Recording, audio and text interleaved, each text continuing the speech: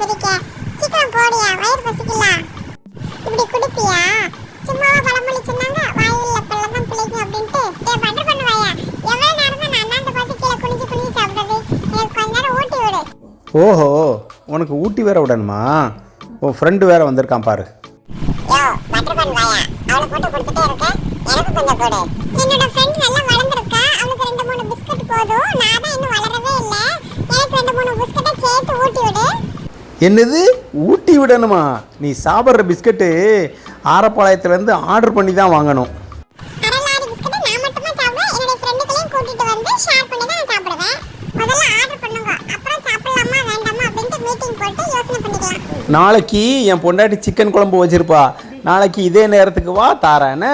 அடியாத்தி, உன் பொண்டாட்டி வச்ச குழம்பா உப்பு சப்பு இல்லாத குழம்பு எனக்கு வேண்டாத்தா. நீ சாப்பிடுவே, அதுக்காக நான் சாப்பிட முடியுமா? எனக்கு கடையில் உள்ள புரோட்டாவும் சல்லாவும் போதும்பா. நீ தைரியமாக சொல்லிட்ட, நான் சொல்ல முடியுமா? என்னத்த சொல்ல.